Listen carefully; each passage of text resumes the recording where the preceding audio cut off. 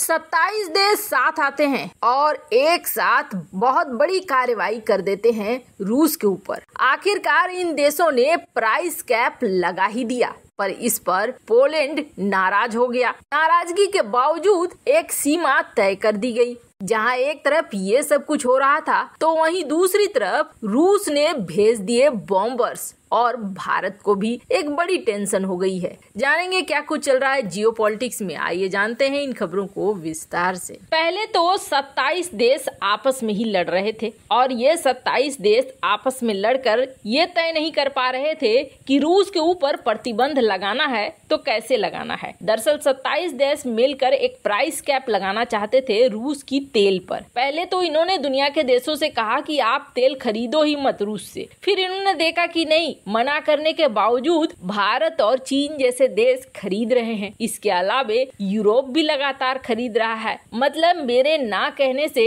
कोई खरीदना बंद तो नहीं करेगा। तब रूस के ऊपर किस तरीके से शिकंजा कसा जा सकता है, तो चलो रूस के ऊपर एक प्राइस कैप लगा देते हैं। प्राइस कैप का मतलब हो गया कि अगर हमने एक सीमा तय कर दी है तो उससे ऊपर में उसके तेल कोई नहीं खरीदेगा। अब जब उसके ऊपर में कोई तेल नहीं खरीदेगा तो रूस को मजबूरन सबको सस्ता तेल देना पड़ेगा। सस्ते तेल से रूस को कम प्रॉफिट होगा और कम प्रॉफिट होगा तो रूस घुटनों पर आएगा, इस युद्ध को रोकेगा। आइडिया बढ़िया है। 27 देशों ने आखिरकार प्राइस कैप पर रजामंदी दे दी है। पहले तो इस मीटिंग में ही झगड़ा होने लगा। नहीं, प्राइस कैप जो रखना है वो हमें इतना कम रखना है कि रूस बर्बाद हो जाए। तो हंगरी कह रहा था प्राइस कैप रखना ही नहीं है, हमें अब इस युद्ध में और ज्यादा नहीं पड़ना है। फिर भी यूरोपीय यूनियन के 27 देशों ने आखिरकार तय कर लिया और तय करने के बाद जो रिपोर्ट आ रही है वो ये कह रही है कि $60 पर बैरल ये प्राइस कैप तय किया गया है। इसमें G7 देश भी शामिल है और यूरोपीय यूनियन भी शामिल है जिन्होंने इस प्राइस कैप को मंजूरी दे दी है। अमेरिका ने इसका स्वागत कर दिया है कि हाँ ये बहुत अच्छा है।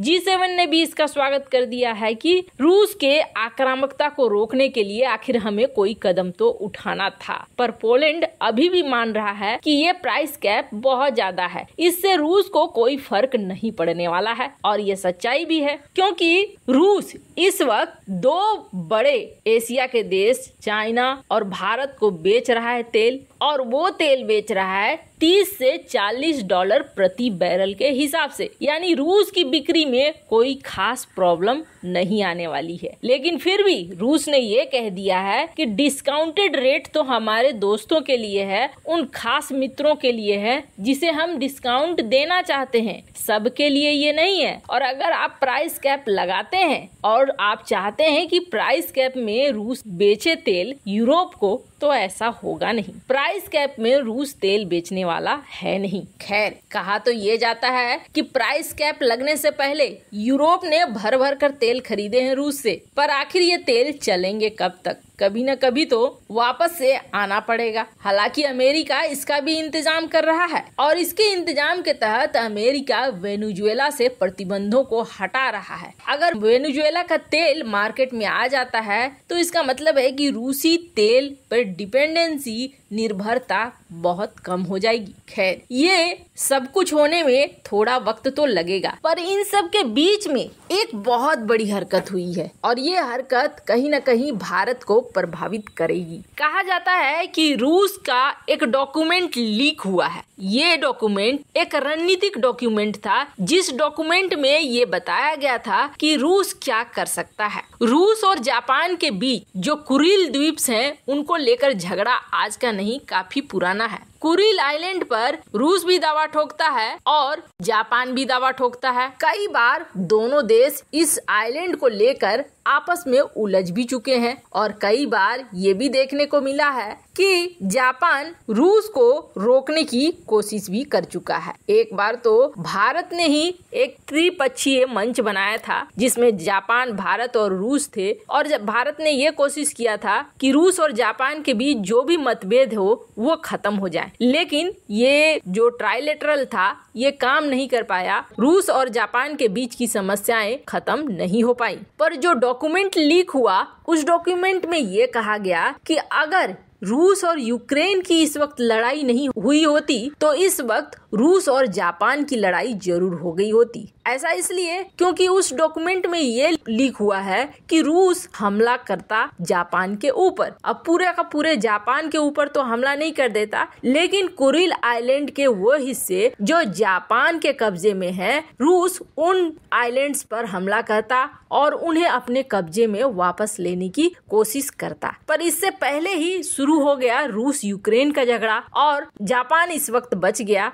पूरी लड़ाई शिफ्ट हो गई रूस यूक्रेन की तरफ। अब इस चीज ने टेंशन को बढ़ा दिया। रूस जापान को क्यों टारगेट कर रहा था, तो इसके पीछे कारण है। कारण ये है कि किशिदा के आने के बाद जापान में बहुत बड़ा बदलाव आ गया है। जापान ने अपनी जीडीपी का 2% सीधे सीधे लगा दिया है अपने डिफेंस बजट में। जापान अपने हाइपरसोनिक मिसाइल पर काम कर रहा है और अपनी सैन्य क्षमता को और भी ज्यादा मजबूत करना चाह रहा है। आपको बता दें, जापान एक समय टेक्नोलॉजी में इतना माहिर था कि जापान जैसा एक छोटा सा देश विश्व युद्ध करवा चुका था और कितनी जमीनें हड़प चुका था। वो तो परमाणु बम ने सारा खेल जापान का खराब कर दिया, नहीं तो ये छोटा सा जापान पूरी दुनिया पे राज कर रहा होता। और जापान की इस क्षमता को अमेरिका बहुत अच्छे से जानता था, इसलिए अमेरिका ने जब ट्रीटी साइन की ना, तब अमेरिका ने जापान को ये कहा कि तुम अपना न तो सेना बढ़ाओगे न हथियारों को बढ़ाओगे, और यहीं पर उसने जापान को कमजोर कर दिया। अब एक बार जापान फिर से कह रहा है कि हम अपनी वो ताकत वापस लाएंगे, तो डरना तो बनता है।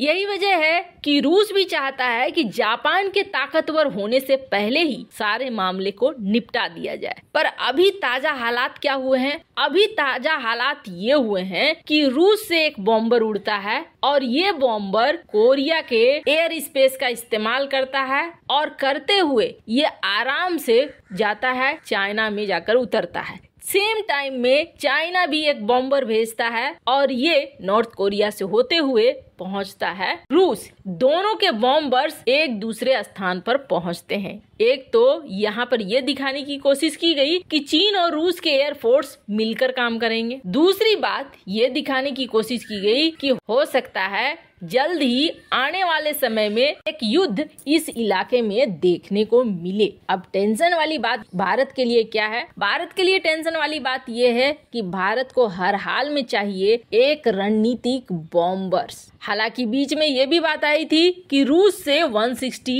TU बॉम्बर्स ले रहा है भारत। अब ये खबर आ रही है कि अमेरिका B-21 ऑफर कर सकता है भारत को। वैसे इन सब मामले में आपकी क्या राय है? कमेंट कर जरूर बताएं।